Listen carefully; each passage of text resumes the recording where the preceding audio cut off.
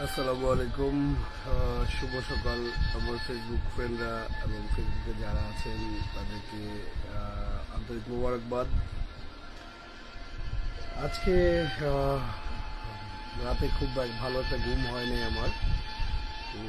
ঘুম থেকে উঠলাম এবং গতকাল থেকেই শুধুমাত্র ফেসবুকে নিউজ ফিডে একটা জিনিসই বারবার চোখের সামনে আসছে, সেটা হচ্ছে ভোলাগঞ্জের সাদা পাথর আর নেই। অনেকে লিখছে যে ইন্না লিল্লাহি ওয়া ইন্না ইলাইহি রাজিউন। আসলে এটা খুবই দুঃখজনক একটা ব্যাপার।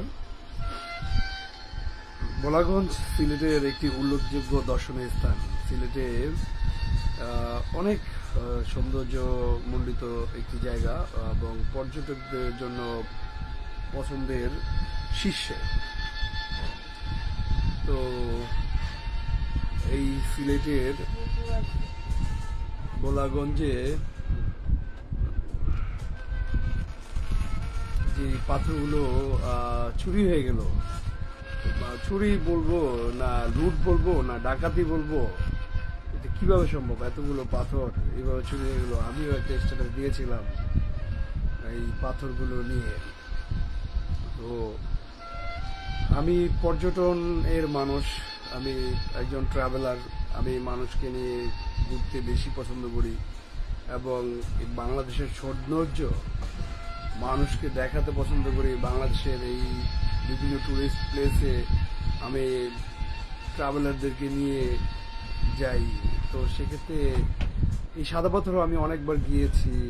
তো আজকে সেখানে যেই সাদা পাথর আমরা আগে দেখেছি সেই জিনিসটা নেই। তো এই কারণে আমার খারাপ লাগাটা একটু সবার থেকে বেশি।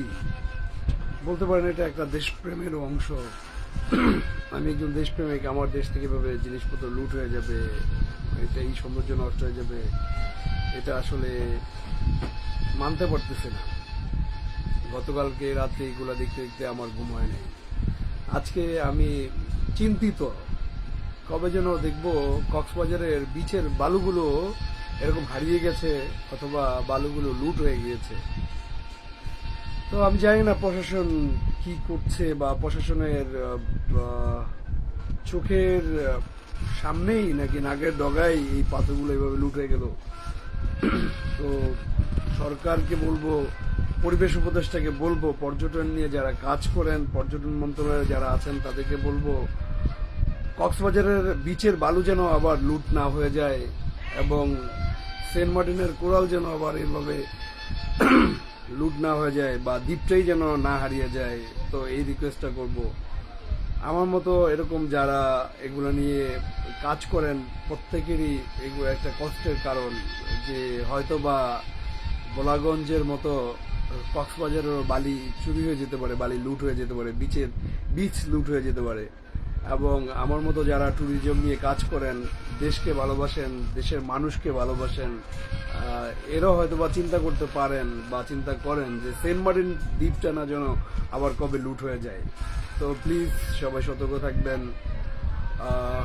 আমরা সেন্ট মার্টিনকে বাঁচাতে চাই, সেন্ট মার্টিনে আমরা ভ্রমণ করতে চাই, সেন্ট মার্টিনে মানুষের পাশে দাঁড়াতে চাই।